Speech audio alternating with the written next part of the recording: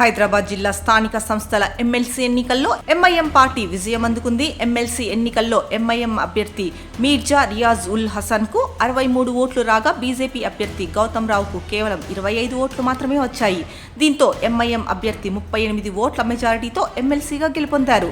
MLC ఎన్నికల్లో తమకున్న 25 ఓట్లు మాత్రమే బీజేపీ అభ్యర్థికి వచ్చాయి. ఇక ఎంఐఎం కి చెందిన 49, కాంగ్రెస్ కి చెందిన 14 ఓట్లు కలిపి 63 ఓట్లు ఎంఐఎం అభ్యర్థికి వచ్చాయి. ఎన్నికల్లో కాంగ్రెస్ ఓటింగ్ పై బీజేపీ ఆశలు పెట్టుకున్నప్పటికీ ఎవరూ ఓటు వేయలేదు. దీంతో ఓటమి ఎదురైంది. ఇక హైదరాబాద్ జిల్లా స్థానిక సంస్థల ఎమ్మెల్సీ ఎన్నికల్లో 78.57% పోలింగ్ నమోదైంది.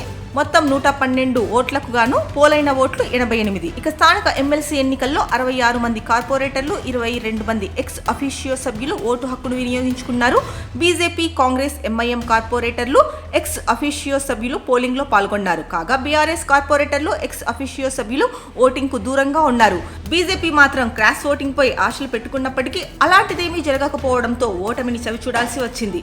మరోవైపు ఎన్నికల ఫలితాలపై బీజేపీ అభ్యర్థి గౌతమ్ రావు మాట్లాడుతూ బీఆర్ఎస్ కార్పొరేటర్లను ఓటు వేయకుండా అడ్డుకున్న బీఆర్ఎస్ ను ఎలక్షన్ కమిషన్ ఎందుకు రద్దు చేయవద్దు అని నేను ప్రశ్నిస్తున్నాను. ఓట్లు వేయవద్దని చెప్తారు, మరి మీరు ఏ విధంగా ఓట్లు అడుగుతారు? కాంగ్రెస్ పార్టీ ఎంఐఎం కు సహకరించింది. ఎంఐఎం చెప్పు చేతుల్లో కాంగ్రెస్ పని చేస్తోంది.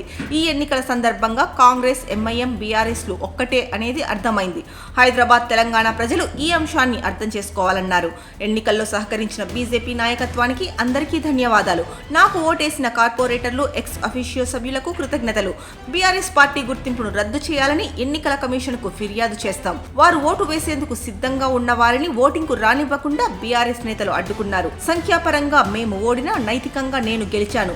ఎంఐఎం కు కాంగ్రెస్, బీఆర్ఎస్ తొత్తులుగా మారాయి. ఎంఐఎం కు కాంగ్రెస్ డైరెక్ట్ గా మద్దతు ఇస్తే బీఆర్ఎస్ ఓటింగ్ కు రాకుండా దోహదపడిందంటూ ఘాటు విమర్శలు చేశారు. ఇదిలా ఉండగా కౌంటింగ్ నేపథ్యంలో జీహెచ్ఎంసీ ఆఫీస్ వద్ద భారీగా పోలీసుల బందోబస్తు ఏర్పాటు చేశారు.